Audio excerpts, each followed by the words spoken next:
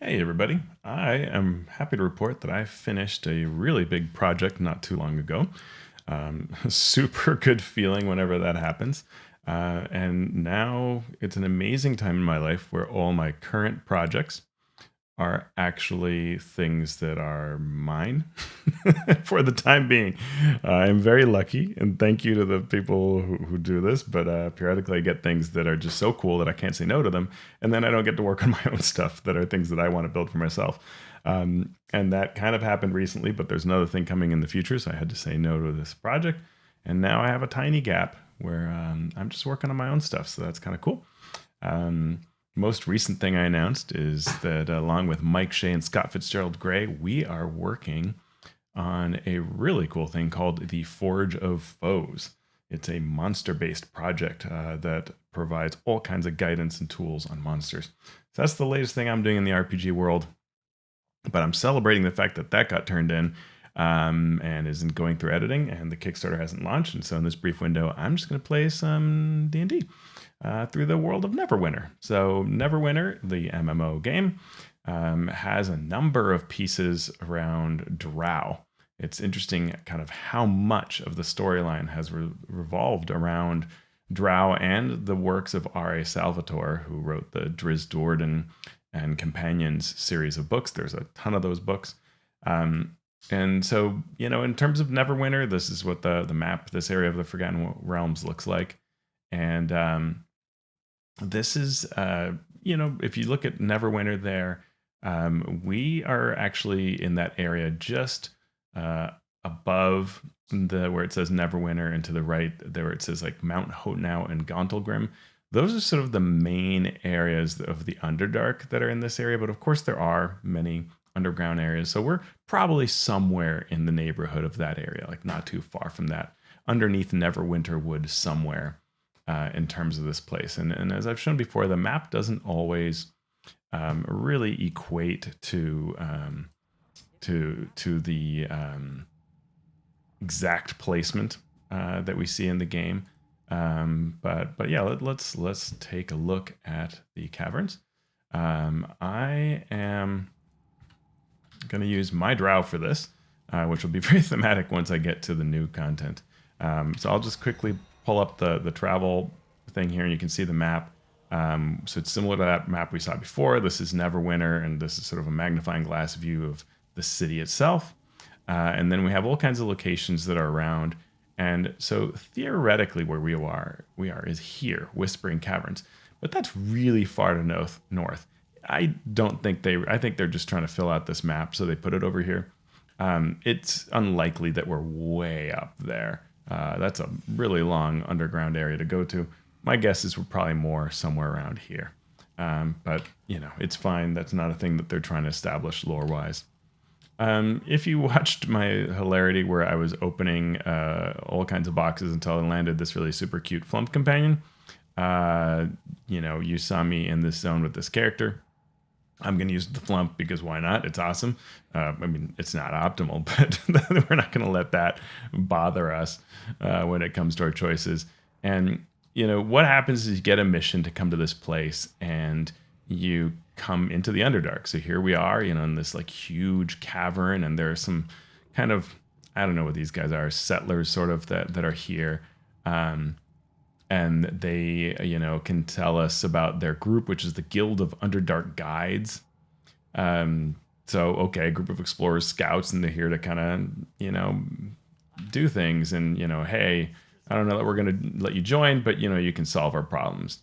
And what has happened here is that since the last time, and let's see, I got another person I can talk to here. I thought I'd end up in charge of provisions and medicinal herbs when I joined the guides. All right, fine, medicinal herbs, sure. Years on the Um, there will be some silly quests. There'll be some great quests. But the main concept here is that we're going to go into this big Underdark area and find that the Drow have returned here after many years. And the question is sort of why, right? Why have they become active? But we will have to do some silly, quest type stuff where we get bitter berries and what else we did, collecting keys and things like that. So let's see, where are the bitter berries? Fine. Oop, those are some spiders. Got too close to them. We're gonna fight them. And there will be a lot of kind of arachnid theme, drow theme type things. Oh, here's some bitter berries. They're a little hard to see.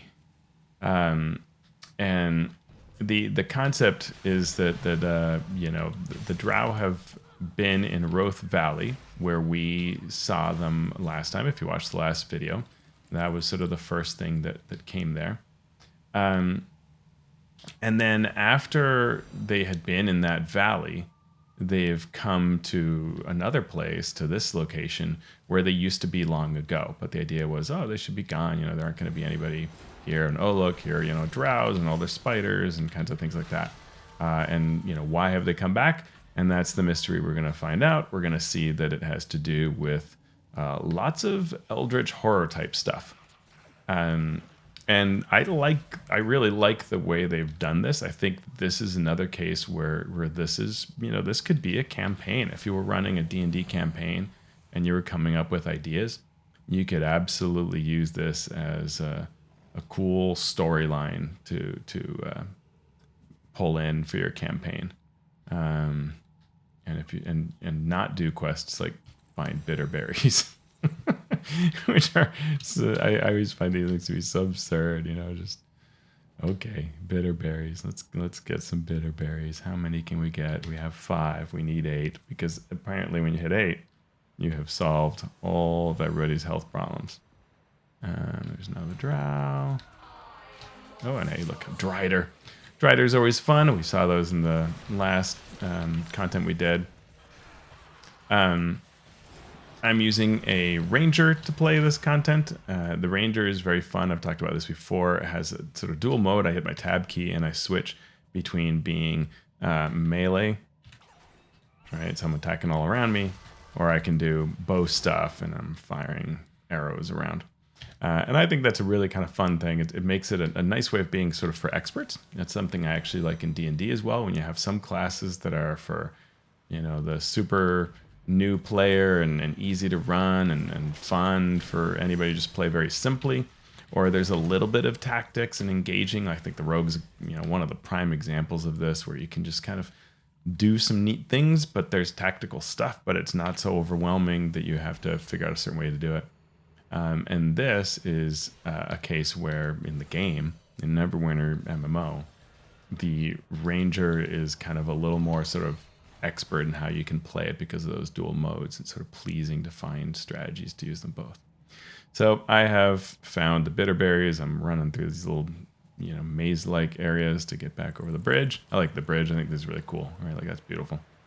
And it's just fun, right? Like, that's a cool idea to geographically say, hey, we're a little isolated by this bridge from this area. That's a cool concept to do. That's why this base is safe and the drow haven't just mounted a counterattack. Sure. So we're going to go free some prisoners of the drow, which takes us to sort of the second area. So that was the first area. There's sort of like moss-covered, fungi-covered caverns. And now we are going to come over here to look at that, right? To the actual cities where the drow are, right? So there's an old drow city, and this was supposed to have been abandoned, but look at that. It is active. We've got drow everywhere. We're going to run through the streets and do our quest, but oh, I went the wrong way. I'll go the long way. Lots of drow all over the place. It's a city full of drow, but look at that. That's gorgeous, right? That's so cool. I mean, that is amazing looking. And I'm just running past foes here because I'm not going to fight every darn thing on the map. But now I'm going to help prisoners. And, this is important to say. This is older content. These are adventures that have been out inside of the Neverwinter area for quite some time, for many years. And they were brought back in sort of simplified format so you could kind of do them and enjoy them as a sort of leveling type quest. But what that means... Oh, did you free all the prisoners that I needed to free? You might have. That sure looks like a prisoner, but maybe I can't free them yet. I don't know. Maybe it just needs to refresh for a bit. But so this content, this module, as they call them, is based on the idea that on sort of older concepts of what the Drow are about, as doing things like enslaving people. And we've learned a lot since that short time in terms of how to approach games like this in a better way. And so what you'll see in later content, which they've just released a big Drow piece, is really different ways that they've looked at telling that story and finding ways to tell the story in a healthy way that is still just every bit as fun and engaging. But in this case, we're going to these pits and, freeing people. And one of the questions is, well, what we're supposed to be thinking story-wise is why are these folks being captured, right? So people from the surface are being captured by the Drow. What is the point behind this? A little quest here from a certain somebody, Acolyte of Histories. So they can tell us about Roth Valley and about Pirate Skyhold in case we haven't been there. But you've seen this actually in other videos of mine. So I'll just do it to complete the quest, but I'm not going to worry about looking at it. I might even complete it accurately, properly. Anyway, all right. So I have freed 5 people. More are still needed, and these are actually being guarded and haven't been defeated by anyone else. So my ranger will jump around, do all the Drisdwarden type stuff, and free a prisoner. 7. Need 1 more. Here we go. All right. Now we can... Oop, what happened? More bad guys.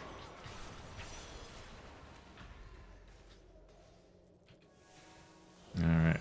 Back up we go. To turn in our quest. We will again run past foes whenever we get the chance. Combat in this game's fine, but it's not the neatest part of it. And what I really love is just looking at those cool scenic views. It's great. They do a really good job of taking the art, like this art comes from the approaches that were there in earliest products like Vault of the Drow, on the D&D side. This video game really reflects that D&D history in terms of the look and feel of things. Just super cool. All right, so we've gotten these prisoners, and what's going on? Well, there's a person we're looking for, this Mandrake Deepwise, legend among the guild. So the Drow must have taken him because he's very important. Invade the Xorlarrin Outpost, kill any Drow that stand in your way, bring Mandrake back. And this touches on one of the cool parts about the way the Drow are done, which is that they have these different guilds in their different cities, and they fight within amongst each other, and then they have various interests in different areas. And so this is a Xorlarrin outpost that we are going to infiltrate, and all these Drow are supposed to be sort of House Xorlarrin foes. Xorlarrin is one of the main houses that's figured in the stories of Drisdwarden. A lot of interesting kind of intrigue and background to it that makes it very fun. So yeah, here we go. When you look at that, how cool that is, that whole, running through this whole area up here. You just imagine if you're doing, a sort of cool D&D campaign to go through and say, all right, I'm going to do this kind of a story where the guild takes us into this area and wants to know why its members have been captured. Oh, it's because they're Drow, but the Drow aren't just like murdering people or they're maybe not demanding payment, right? They're actually like doing something with them. What is that something? And we need to figure out what that something is. Hey, Raging Owlbear, welcome. This is the Neverwinter MMO. We are not in the city of Neverwinter. We are in what's called the Whispering Caverns, and have been sent by Neverwinter to look at this place.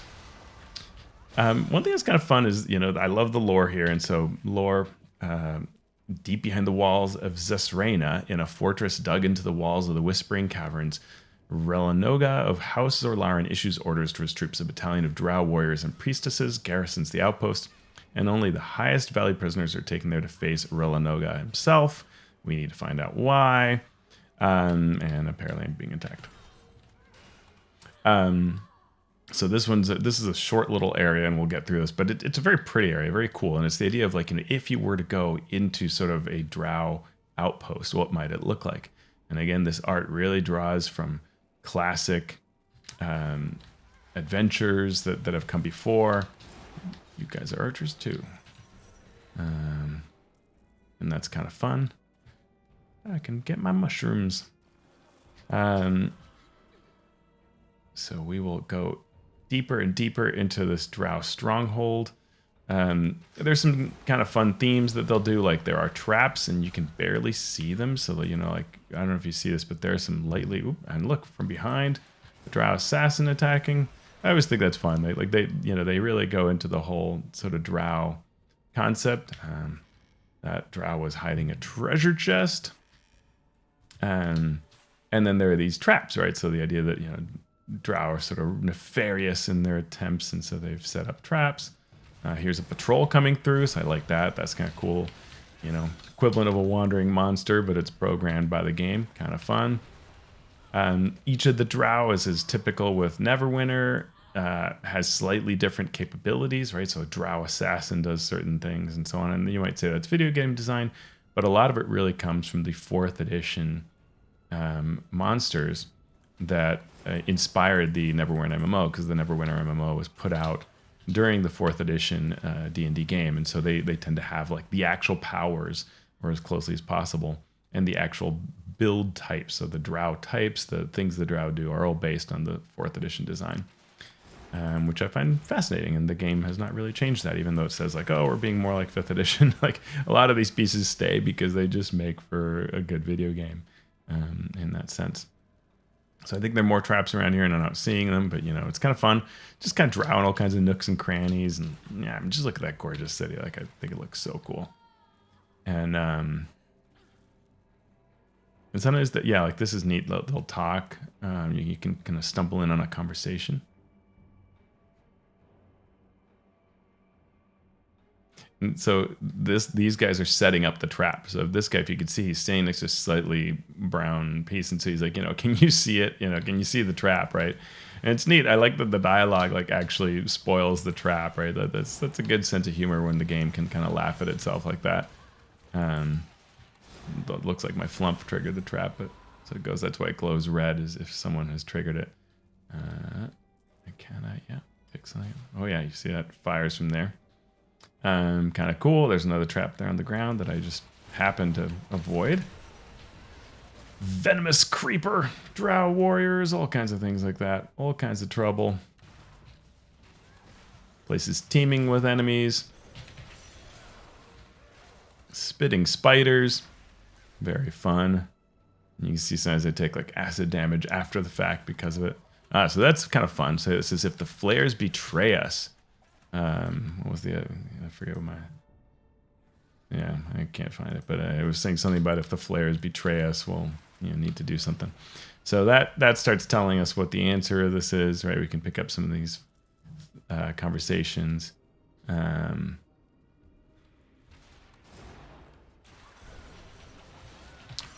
So there are mind flayers involved, and that's how we're getting to the aberrant side of things. It's going to be very fun part of this storyline. I like the throwing daggers that the assassin does. Got a cool cloud of daggers out.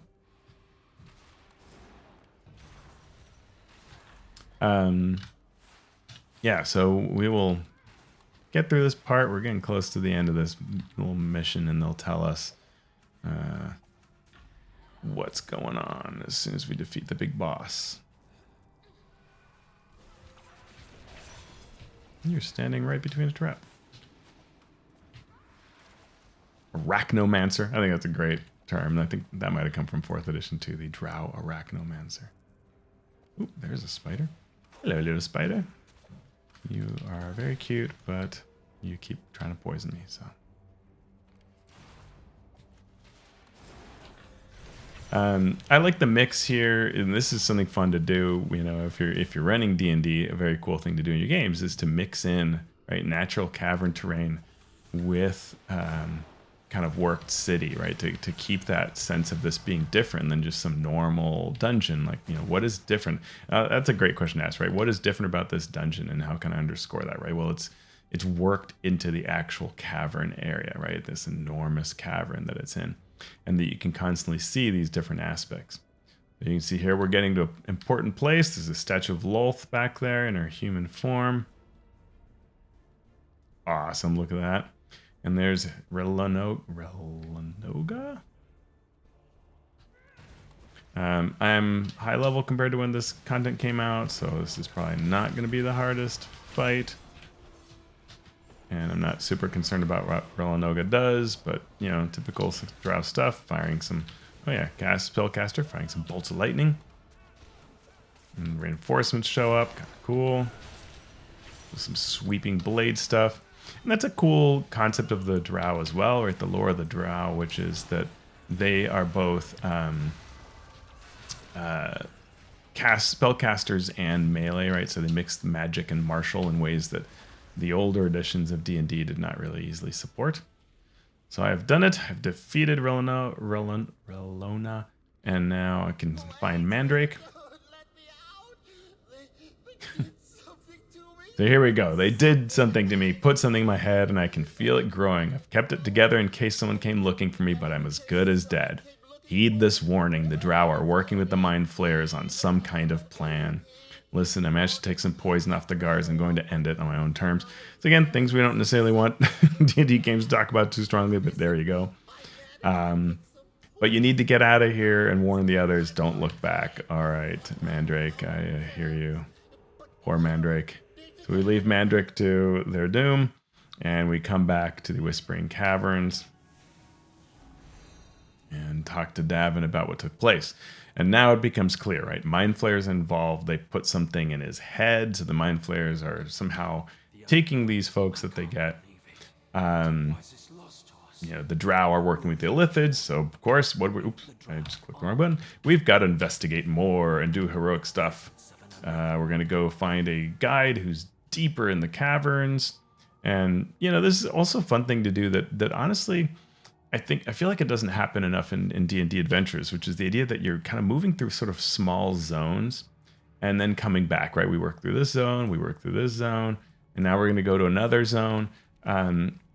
It creates sort of manageable chunks of the world to take off. What often happens in D&D is we do that, but we never come back, or we go really far away and we never come back. And I've got a blog post where I talk about the idea that you never come back to your beginning. And that's the thing that video games do well, because they want people interacting in hubs. They'll bring them back to those origin places so you feel like you're from the city, right? And if you leave a place and never come back, then you sort of forget about it, right? It doesn't matter. Sending reinforcements, huh? Well, good. Events down here. The Drow are receiving Duergar-made weapons in exchange for guarding the entrance to the mines. Seems like how Xorlarrin is trying to rebuild its strength after their failed attack on the surface world. So I like this is a cool, you know, in terms of being a sequel to that earlier video that I did, which, you know, is what this content is. It does a nice job of building on that, right? So, okay, the Drow are working with the Duergar, so we've got a new aspect with the Duergar. And the Drow house is building upon what they did before. Yeah, I agree. Raging Owlbear makes the comment that this was an issue with the Storm King's Thunder adventure, where you kind of move everywhere. And even in the Neverwinter version, you do go to these other places and sort of forget about, well, how does this tie into where I started, right? But at least in the video game, it's always like, well, because it'll threaten Neverwinter or the world. And that's something that can really get lost of like, where do I come from? Why am I doing this? What's my motivation? So we know that the Drow are working the Duergar, and they're doing something regarding the mines. And then we've got our friend Malm, who tells us that the winch mechanisms are important. I thought he had a really weird eye, but now I realize there's like an eye piece in there. So, all right, mining taking place. That's the high-level summary. And this is a cool spot, too, where, like, you know, now the terrain changes, which is another nice thing to do in a new zone, right? So you have a new area, and the terrain is different, right? We've got mine areas, so cool theme, really different visuals, right? You know, we've come to this area, we're not far from it, but it's a totally different place. It's not a Drow city, and we, you know, need to look at taking down winches, and oh, look at that. We've got, the Drow right there. Working with Duergars, exactly as advertised. Duergar here again, call from 4th edition. They've got Theurges who channel sort of priestly magic with arcane, and they have command of fire and things like that. So yeah, we'll take down these Duergar Thrall. So, we see that kind of talk coming, and we can, imagine, well, Mind Flayers can't be far away if we've got Duergar Thralls. What's going on here? And here we see one of those winches. Oh, and look at that. Mind Flayer Scourge. And it immediately teleports around us, which is cool. Tries to do a sonic blast. And me looking about, oh, I'm taking a lot of damage. So let's heal ourselves there. I got close to being taken out by that. And then there's the winch itself, which has a little damage indicator. So we are destroying these winches to prevent whatever their mining operation. We don't get, all the details, but hey, here's the deal. So more Mind Flayers. Ooh, 2 Mind Flayers right there. Infiltrators. Kind of cool. Luckily, my Flump companion can feed off their cerebral energies. Sure, that's taken into account. Did I take that? Yeah, the winch is down. And here we go, another one.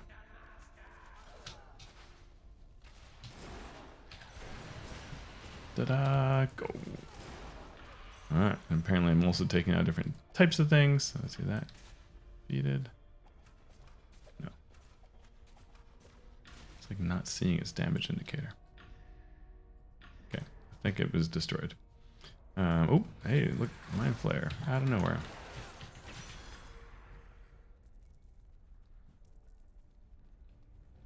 Let's see what else looks like. Oh, I still need 2 more mining mechanisms. Yeah. Come at me, bro. All right, here we go. Boom, boom.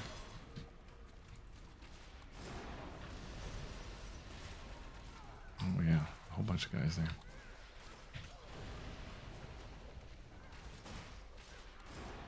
They are trouble. Alright, so I've taken down... I need 1 more mining mechanism. And I'm also trying to take down like a Drow Priestess. So those must be around in this central area, you'd think. But maybe other folks... Oh, there we go. Hey, Priestess. There you are.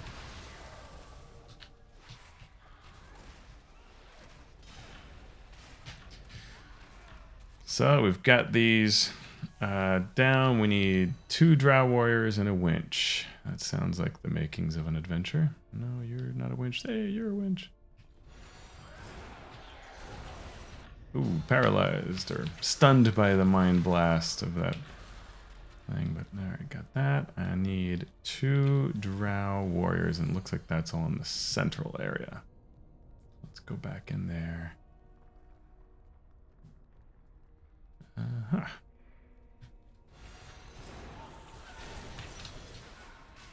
Drow Warrior 1. Drow Warrior 2. Alright. So now I can come back to the folks who gave me the quest.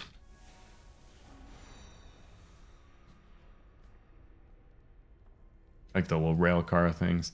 One of my favorite adventures I played was a friend of mine wrote this adventure for 3rd edition Living Greyhawk campaign. And it involved driving in a cart, so like sort of Indiana Jones Temple of Doom style. And when you do it, you kind of have things that are happening. And one of the fun things was like, there's someone who's trying to activate a big gong, and so you could shoot the string holding the gong and break it. And as you like flew past on this minecart, and I thought that was super fun. All right, so we need Drow smithing supplies and a Mind Flayer overseer in what's called the Crucible. So again, we're going into, we did this area, now we're going to go over to this other area. So that's cool. And these are shorter versions of the original quest. Look at the twist and turn, that's kind of cool. There used to be more quests to this storyline. It would take sort of longer to complete and be more involved. But I think it gives you ideas, and I think there's a great D&D campaign, right, to try to take down these different things. You wouldn't want it to be all, damn, this guy used to have a whole quest line. But, it could be very oriented around, I don't know, like the idea of trying to figure out this puzzle of what's behind it and shut down the mining operations, right? That's all very useful. So we see there are these forges that the Duergar are maintaining, and so we're taking down these components. Kind of cool. Ooh, I'm on fire. And the Mystic Theurge. Some of the guys drop parts too, so we can use that to our advantage.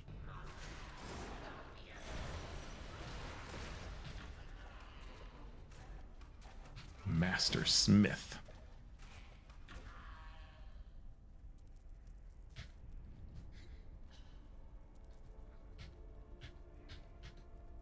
Weapon components. Smithy stuff. Alright, we got enough weapon components. We just need the smithy stuff, which apparently we need a fair amount.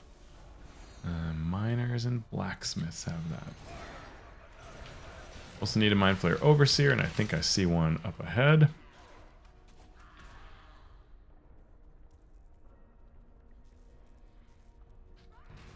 Stilligor. That's kind of cool. So you can see this Mind Flayer, kind of with this purple Eldritch energy, and he commands an Intellect Devour, which is kind of cool. Makes him super dangerous. Alright, I've completed the Overseers, and I just need to get more of these alloy samples. We can go to the lower area to try to see some of that too, and just kind of have a different bit of scenery. Let me come down here. I love the 3D nature of this, right? That's something that's very hard to convey in a role-playing game, unless you show people, maps and kind of really point it out.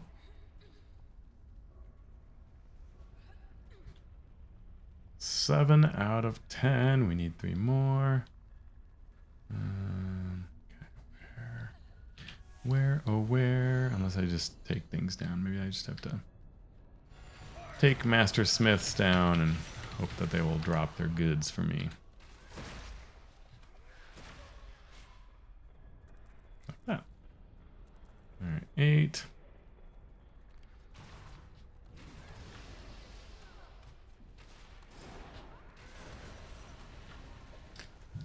One of the really nice things about the game is just that sense of, oh yeah, I forgot about this. You can only see this from certain angles. But yeah, so one of the things that happens as you're exploring this, at some point you look up and you go, okay, cavern, what is that? That is not normal, right? That is, and in fact, what are these little things that are sticking out of the cavern walls? And you could just see players like, oh wait, like this Far Realm influence, I also like this, like that's cool. Probably I could jump down and die, but I won't. That's kind of cool. I think that's a really neat idea to showcase it like that.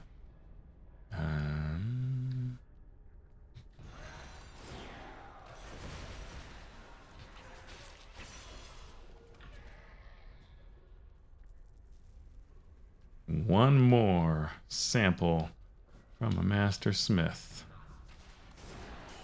Or maybe other things drop it too. I'm not sure. Oh, there's Master Smith. So.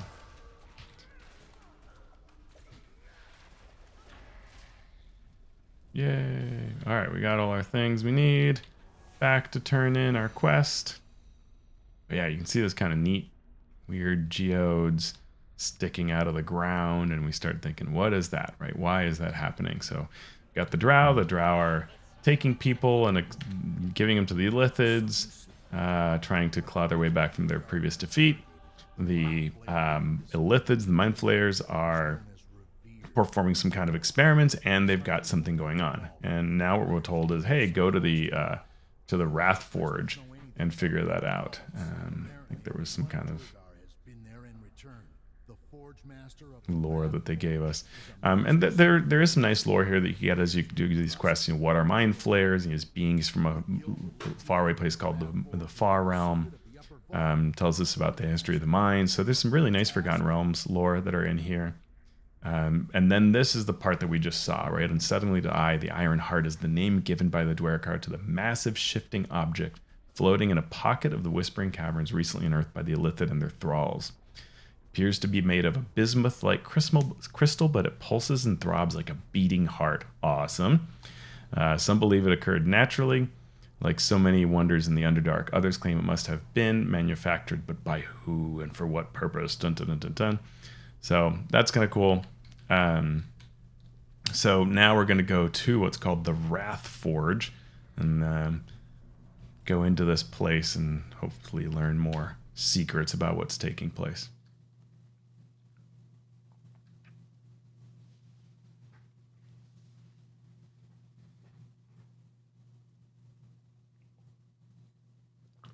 And it's apparently going to load.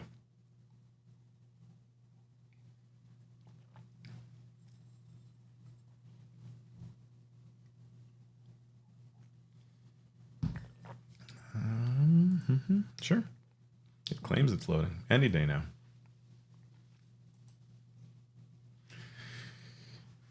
Loading. I want to thank everybody who's in the past left comments about these videos. I'm always kind of like thinking like, maybe I don't know if I'll do any more of these. And then someone says how they enjoyed one and I go, great, I'll record the next one in the series. It's always nice. This reuses a kind of map that we've seen before and we will see again. They really reuse this map a lot, which is sort of funny for different quests. But right now these are going to be sort of fairly similar foes. We got more of these Theurgers that summon fire that you have to dodge out of, which is fun. And I think a lot of those lessons are kind of worth keeping in mind, like things like a little bridge over lava. That's kind of cool. Or the idea that, hey, when your foe attacks you, they might summon fire under your feet to keep you moving and force you to get out of the way. Like that's a neat concept for both video games and tabletop. You want to not look at all these bad guys. You don't want players just staying in one place, not moving around. I'm getting hurt. My blood is pouring out of my wounds.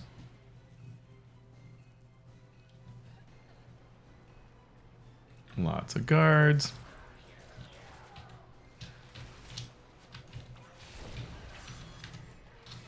Hey, stop it.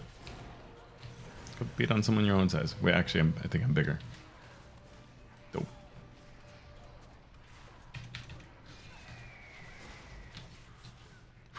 Look at that.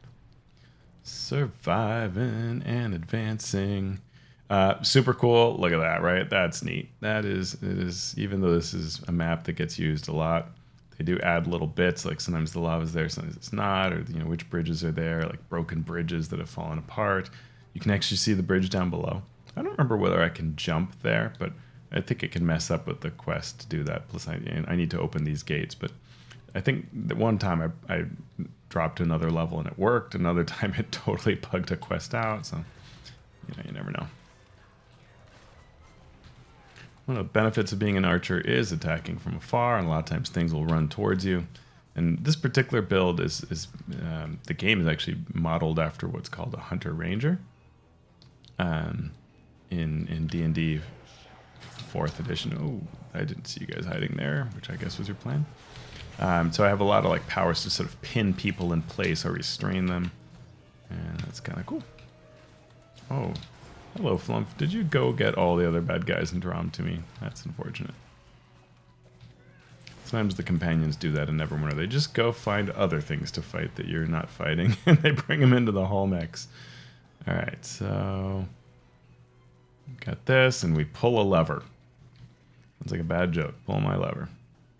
I'm going to try to not fight all those guys, but I have to fight this guy.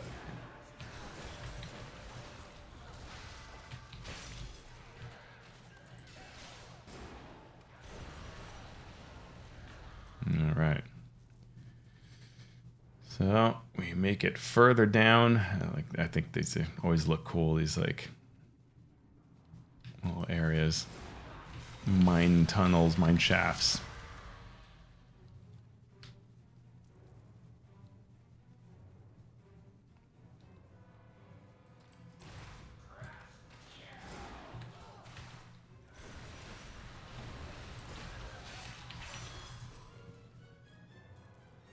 They do not seem intent on fighting my flump. They really always come for me. Guess that's how it is. I like the glowing hot, you know, magma crystals or whatever it is that's going on. It's kind of cool. Yeah, I see mind flares. Oh, mind blasted. Ow, you guys can hurt. Wow, you guys very mean. I'm gonna heal myself all the way up. Gonna go invisible.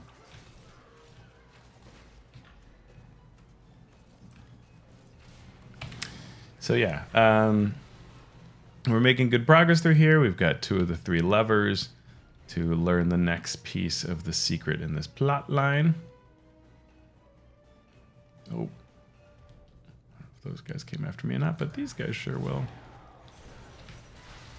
Yeah, I think I aggroed more of them.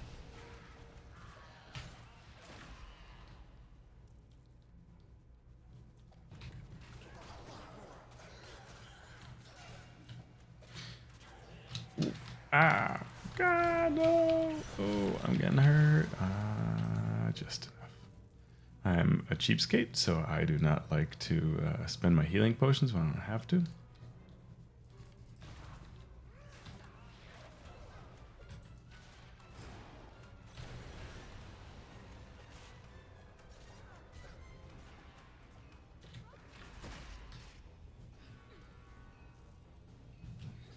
You guys know why Duergar can't drink? Because they're minors.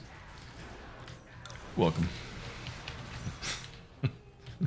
I don't know how many people watch that. Probably too many people. Yeah, mind flares everywhere. Find the number of mind flares here is really quite stunning. All right, let's take another look. Yeah, so this is where we were before. We were like up there, I think, or up there. And so now we're down here. It's kind of cool. So we probably could have jumped here, but then we would have had to go back up and hit another lever. Now we got the 3 levers. We are at the end. And who is on the other side? The Forge Master. I don't know how he walks around with that big flag on his back, but apparently what he does.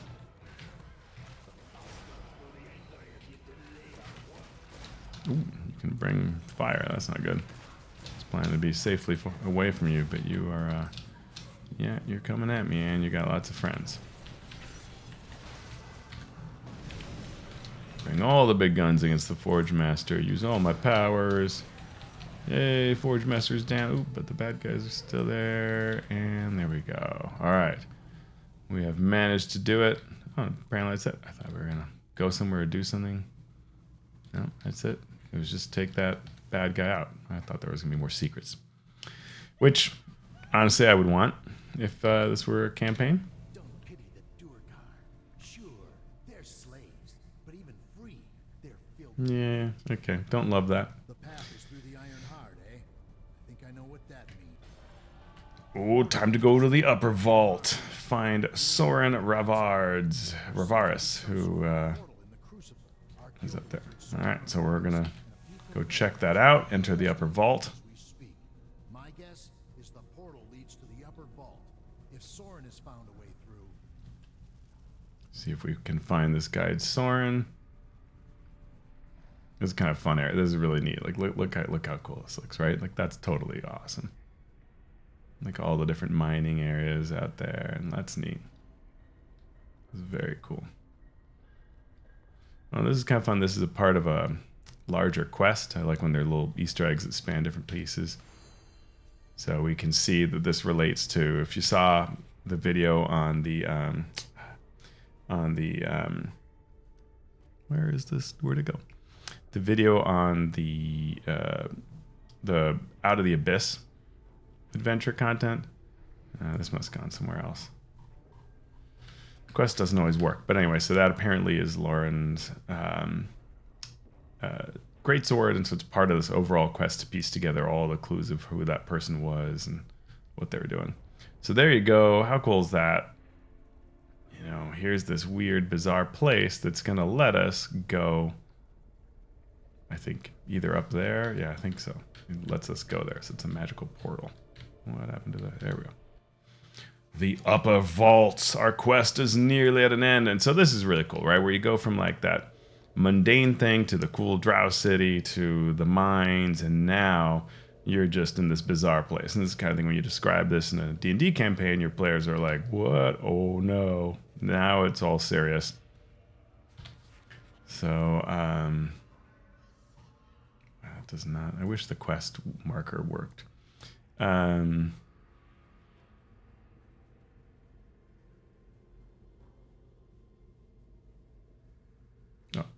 Alien landscape of the upper vaults mirrors the inhuman minds of its inhabitants. Strange crystals pulse with violent emotion, empathically corrupting any thinking creature nearby. Distances and dimensions seem to swell and contract as though the physical world wars with some alternate conception of reality. The Illithids sought this place out, mentally dominating their slaves and physically or psychically interrogating prisoners to gain access, yet the Mind Flayers already seem so at home here. Again, old content, you know, we'll see later how Neverwinter's done a much better job with newer storylines. But this concept of this environment being twisted and warped by the Far Realm, that's super interesting. So we've met Soren Revirus, who is that scout we were told had made it here. And we've got a Mind Blank scroll we're going to use against Resonant Stones because the Illithids rely on psionics. And so this Mind Blank will affect these... stones, and then we're also going to take down some of the enemies, you know, your typical kind of video game thing. But I like this cool, like, it's really neat, you know, this sort of like sand, and then you just have these more of these weird, like the whole environment is twisted. It's either this strange geometric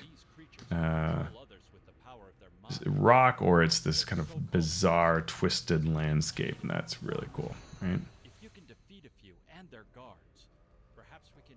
All right, so we need to use the Mind Blank on the Resonant Stones, and then we'll just probably be able to defeat people while we're at it. Okay, I see. So those are those. Oops, someone's coming after me.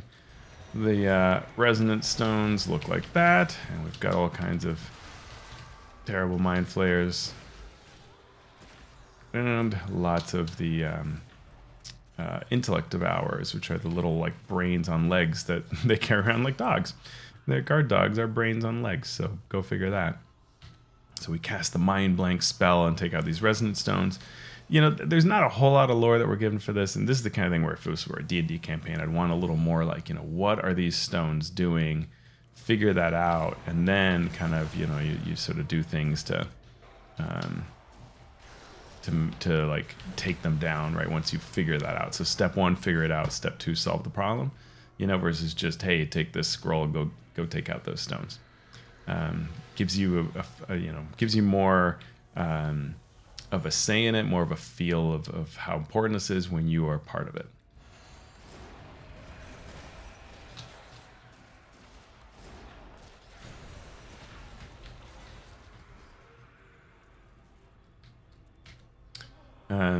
Yeah, and it's kind of cool. You know, we can look around and see sort of everything that's going on here. These different groups.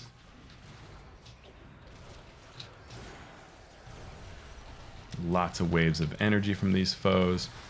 One thing that the game has done pretty decently, you know, it's for a video game, but it's true of D&D campaigns as well, is that you want to keep the foes interesting, right? Changing them up. So, you know, we had lots and lots of Duergar. Now the Duergar are gone. You know, we had the Drow are gone.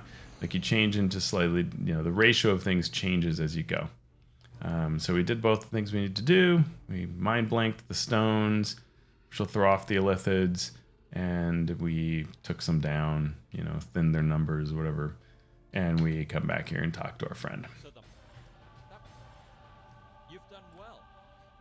Now we're here. There's Illithid Laboratories, and nobody has gone there before, so we're the first people to go check that out. Mind Flayers have gathered here to open a long-sealed vault.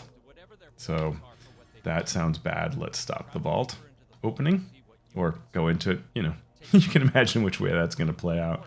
We'll just kind of try to go through here again. Looks really cool. and then we'll head to these laboratories. And what this is kind of clever design, right? Which it feels like I'm kind of going wherever I want. I mean, I'm obviously following this trail, but it feels like I could go left or right. But what I end up doing is going over here, and there's a bottleneck here, right? Or a little, like, you know, one corridor that takes us to another zone. And it's when I look at the map that I realize that, right?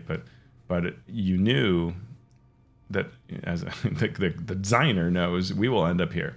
And hey, first thing we're gonna do is find this person right here and talk to them, which is really kind of cool, right? So there is a Drow who is inside this weird cephalopodic looking weird thing, and what, you know, these green pools, brain pool type things. Really very cool in terms of story. You shall be the instrument of my vengeance, right? So that's kind of cool. So, you know, like, doesn't have any love for us as surface dwellers, but hey, they're in a real bad situation, and they basically know I have no time to waste. I suffer fate worse than death, right? So we know that they have one of these things from the Illithids inside of them, but this person is determined to get revenge. Ruz Olgmar is going to get revenge and therefore help us. So the brains are stored in special canisters. Destroy those canisters. I'm apparently being attacked as well. So let's get rid of some canisters. Hey, look, there's a brain canister. So, you know, destroy their laboratory. That makes sense. That's a thing we can do.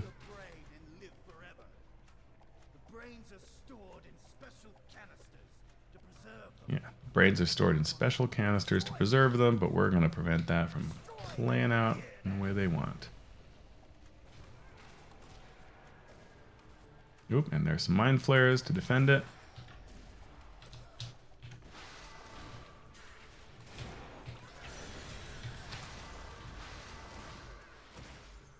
So we take out canisters, we take out enemies, we hop amongst pools. I think it's all very cool. This is neat. That's cool. I like this concept. And this would be a sweet map to like have as a battle map, you know, that your players are gonna jump around and worry about. And actually, it's not a bad idea to, like, you know, video games have the whole aggro thing, right? Where you move 5 feet and you know, now suddenly the creatures detect you. It's like nothing's ever based on visuals. But that idea that like you could creep around and fight only some and, you know, avoid detection, that's kind of fun. I think that's really neat.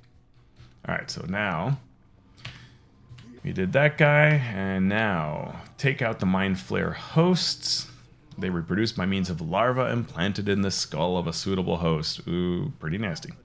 The larva devours the brain and mutates the body until it becomes a hideous Mind Flayer. Nearby are victims implanted with larvae. The brains are being fed upon by those parasites. You must destroy them before they are reborn as Mind Flayers. Do not allow your foolish surface dweller sentiments to stay your hand. They're already dead, so we are really doing a mercy. Okay, and then there's also the birthing pools. So hey, guess what? I left my stash. If you can find my stash, there's a vial of extremely powerful poison. You can dump that into the Mind Flayer birthing pool, and this will, you know, kind of end that issue. So cool. All right, you know, I'm down with that. All right, Mind Flayer hosts and your gear somewhere. So, oh, I see. I open the tube, and then take out the host, and tell ourselves, oh yeah, look at that. Bunch of what do you call them? The Intellect Devours. Intellect Devours are really quite amazing creatures in almost any edition of the game, but maybe especially in 5th edition, where they sort of break the rules of normal monsters, and they can just take you over, melt your brain, and take you out, and you're toast. That's quite amazing. It's really bad news. They can be absolutely horrible creatures, and it's kind of unclear exactly how you're supposed to get past that. Oh, we found the gear. I can see some pools here. So here's an example of one of these like pools. Whoa, stunned, stop.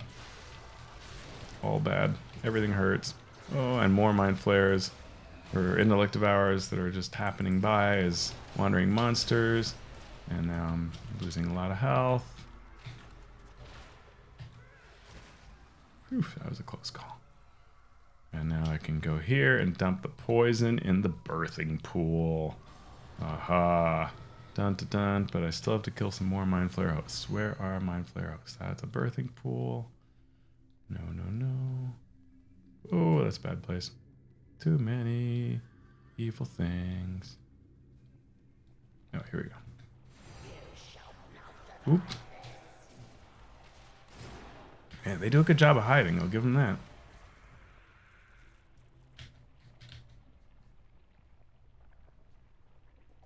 I'm so sorry. You were already dead. Oh, more of these guys. Oh, I keep getting stunned. Mind Flayers are really amazing monsters, you know, all across the board. They're cool concepts. They're bizarre. They look amazing with their, you know, tentacles coming out and grasping. But they can really put a number on you, and have been able to also in almost any edition of D&D. So, like, you know, I played an adventure not too long ago at a convention, in, you know, D&D adventure, where when we were surprised by a Mind Flayer, it used its cone, its psychic cone, to stun all of us that were in front of it, and we were all stunned. And the dungeon master running the game was like, "Oh man, that's crazy. I'm sure it'll be fine. You'll, I'm sure, roll your check to be fine." And the next round comes, and we all failed again. So the creatures are just tearing into us. We're all losing death saving throws, and then finally a couple of people succeeded the third round, but it was really looking terrible. All right, so we've turned in these things, and now we go into the Illithid Enclave. So this will end the story. So you have made it through thus far. There's one last piece. Poor Ruz is overcome by the Mind Flayer tadpole that's inside of him. But now he tells us, you know, the thing you got to do is take on this revered Florog. And then he says, "Whom we all must serve." No! And so it is searching for an ancient elder brain. And this ties into sort of what the storyline used to be. When this was a bigger storyline, it led to an event that you would do in a large group with other players to take down that elder brain at the end. That part is currently sort of deactivated, but we will go into the Illithid Enclave and take on the revered Thorog. I like that they changed this up again, so now we're back inside of sort of tight caverns. And, you know, it has still these kinds of geodesic patterns, but it's a slightly different event. And they have these things called psi crystals, and Neverwinter's clever about how they sort of do this, where they will introduce a concept in sort of normal play like this to prepare you for when you do the group content. And so the group content had lots of these psi crystals, and those little crystals would start moving towards you, and then they'd explode, so you had to take them out very quickly. And if you weren't careful, you could really get overwhelmed by them. So I appreciate how they do that, this sort of idea of, like, you know, hey, I introduce someone to a concept, then then you know, so you understand it better and you feel smart when you go and do the big group event. So we're going to take down some Mind Flayers as we make it through, looking for revered Thorog. There are psychic barriers, which we can just sort of deactivate. I'm not sure why, but, you know, it's like any sci-fi movie where you can magically interface with the alien computer.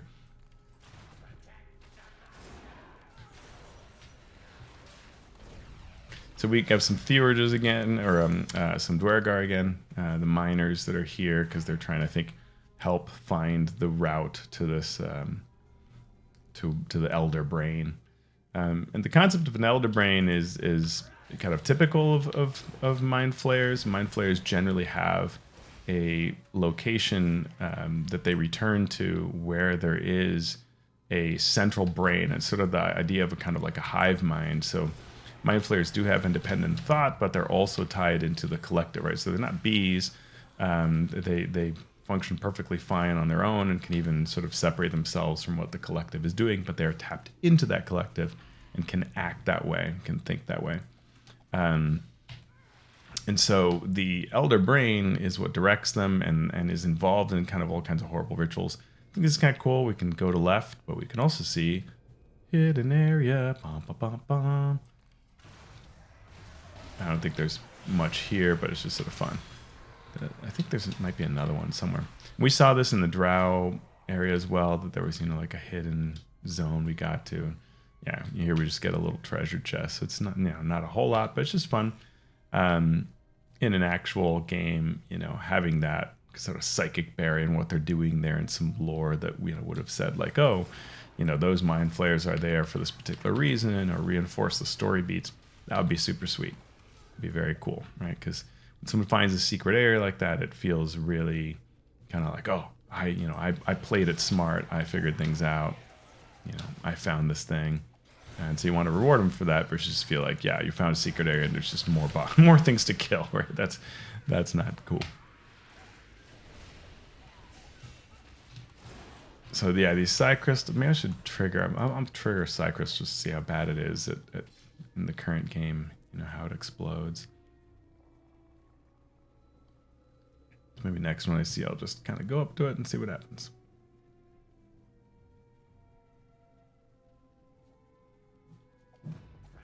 It looks like these are just some guards.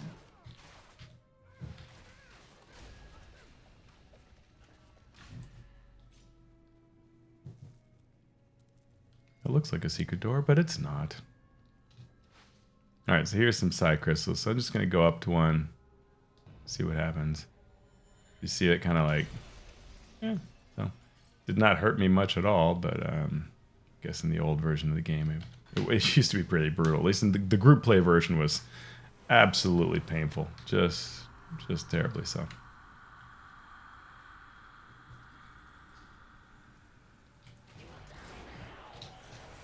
You will die now.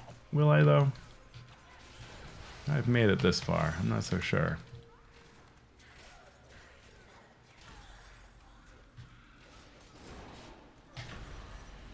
So this is, kind of fun just to shake it up environment-wise. Like, now we have this cavern. This cavern, I think this is actually where it started, but it gets you get to see this cavern in a lot of parts of Neverwinter when they reuse the kind of content. Thrall miners, we'll take those guys down. I set my little snare so that they get stopped before they get to me. Pretty mushrooms that my character likes. And we're almost, actually, yeah, we're close. There's 2 parts and we'll get there. So yeah, pretty cavern, pretty neat. More mind flayers. Mind flayers are getting a little bit boring. It's cool, but in a real campaign, you'd never want to fight this many. I think this is kind of fun where you can do some sort of like skill checks to be like, I'm going to try to jump all the way. And if I do it, treasure chest. That's a sort of fun idea. I don't know why it would be here. Why did they put a treasure chest there? I guess mind flayers can teleport, so maybe that's why. But you can find a way around it. I don't know. More psi crystals that'll explode. Ooh, and still again.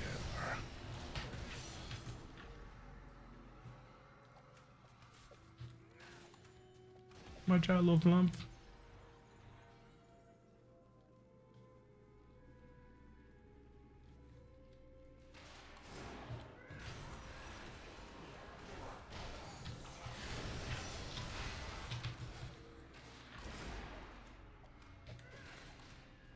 Mind Flare Mastermind.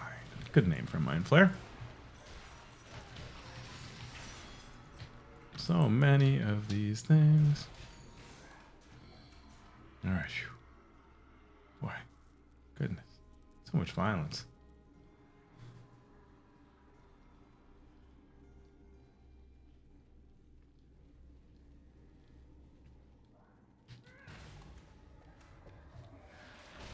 Ooh, hello, Stilagor. I should come at you, though.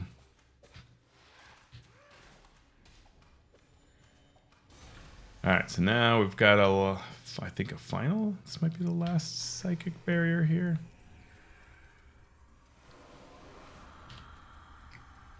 one of the things I like about the idea of the psychic barriers would be kind of the concept that maybe you might have to tap into them psychically, right? So like if I were doing this in a, ooh, hello, intellect predator. Look at that with a giant beam of psychic energy. That's harsh. Big, huge brain on legs. And more things. Oh yeah, this is cool. This is a Thune Hulk. So Thune Hulk is like a Mind Flare that can pull you in and do all kinds of devastating psychic attacks. But you can see it's like this enormous, like, hulking Mind Flare sort of built to destroy. And he's beating up my companion. That will not stand. So now you're going to have to go down. Oop. Psychic. And then, oh yeah, and they explode when they die, which is kind of cool. I think that's always... Not enough monsters explode when they die. Yeah, so what was I saying? I can't remember. But, yeah. Ooh, more. Oh, yeah, around...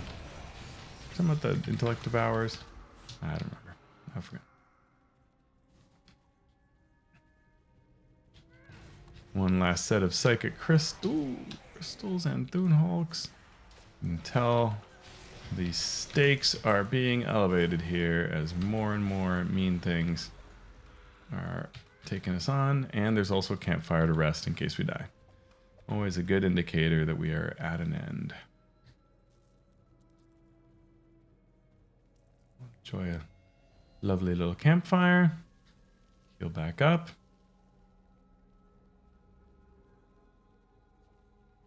Yeah, we see our friend there. And you can see the cool landscape up ahead. Dun, dun, dun, dun. The heart. This is cool, right? We're inside of this enormous geometric cube. And apparently inside of it, in the very heart of it, is somehow, you know, this really crazy, really wild looking landscape and city and whatever. So it's some kind of Mind Flare world or Far Realm. It's not entirely clear what.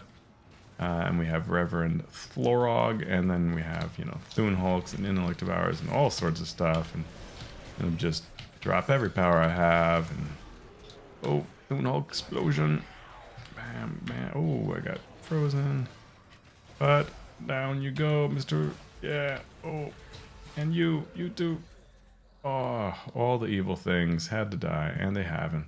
And we're rewarded with not just the end of the quest, but this really, really wild location. This must be like the Far Realm. But I think that's cool. Like, look at that, like hanging, rotating planetoid thing, whatever that is. And it's like even bending like the reality around it, right? Gravitationally style. Like it has this like the city's sort of warped, right? Like it's coming down towards it like a bowl. But then it has these fragments around it, these floating bits. I mean, that is amazing, right? And the whole thing seems to be floating somehow. That is super cool.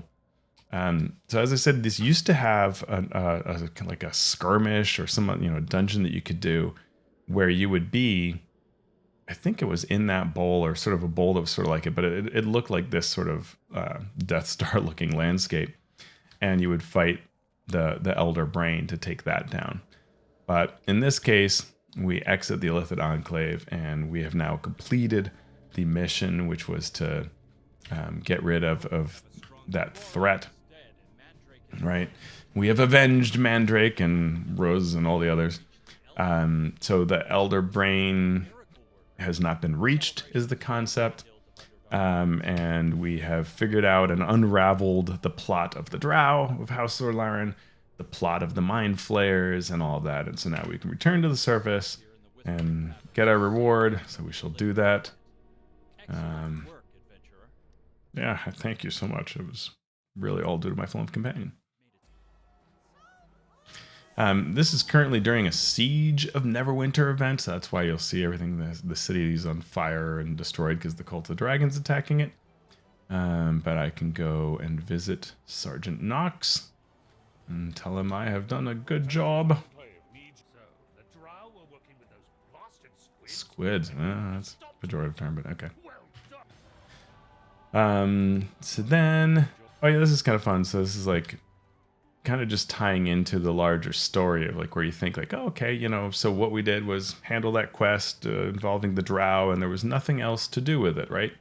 And you go to the Adventurers Guild, and something happens. What?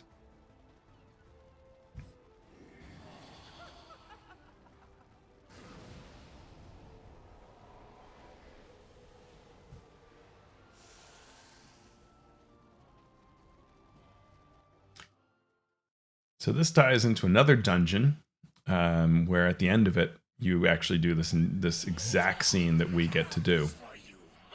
So when you go into Valindra's tower, you fight Valindra, and we are kind of storyline wise brought in here as well, because Valindra is sort of she is a Thayan Lich, who works with or works against, well, works with the Thayans, but primarily she's concerned with taking down Neverwinter. She's often allied with Luskan, the city to the north of it. And so we're brought into this arena-like place. I'm told to fight Valindra. Let's get a close look at her so we can appreciate her. Oops, of course, she runs away from me. But it's pretty cool. And one of the things that happens here is there are these wraiths where if they touch us, they hurt us. And she emanates, as you can see, I'm taking damage. She sends out these bolts, so we have to sort of run around. When you're doing this in group content, it's really important to go everybody in the same direction. Like everybody goes clockwise is usually a good rule of thumb. And you keep moving. And then once she's back, you can attack her. So this is nice because it tells you what the end of that dungeon will be like, because it'll be just like this. So you get this sort of experience. Well, there's some extra pieces, but it's the main core of it is like this. Now I die. Nice Thayan architecture. We talked about this in our first little video.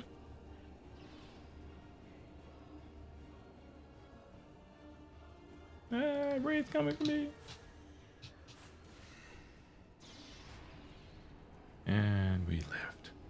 So. No. Oh, I got a little close. Too close. Aha! Not possible.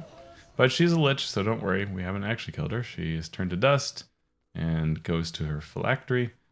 And we get to go back home. So, you know, we were ensnared in Valindra's magic. We got that little piece there, and it gives us an idea for later when we do the actual dungeon, if you played it in the order of things. We are just about done, which is good, because I need to get some dinner. Talk to Sergeant Knox. Valindra is defeated. You not only survived, but even triumphed. Oh yeah, so we get an audience with Lord Neverember. If you're gonna watch the D&D movie, which you probably should, it looks pretty fun from the sequel, or the we call it the trailers. Lord Neverember is sort of strangely not in the movie somehow. We don't know why, but Lord Neverember in this case agrees to greet with us. So we're gonna go and say hi. And so we are, we're in the city of Protectors, or the area of the city of Neverwinter called Protectors Enclave. It is sort of the area here, and then the city would have a lot more to it. But we just kind of see this part of it. And the we go up to the area where Lord Neverember sits. Lord Neverember showed up with the crown of Neverwinter, which is then suggests that he's part of this long line of Aglarondar, that he can sort of, I don't know if it's really divinely, but he's sort of destined to inherit the city and rule the city as intended by the city's ancient rulers. There's a number of storyline pieces that suggest that, yeah, maybe he kind of worked that to his advantage. But there's Lord Neverember.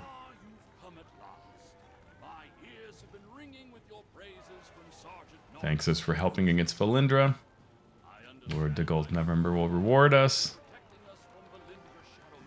And we go back to Sergeant Knox. I always think this is really pretty, the way it's set up. Really cool. This reflecting pool.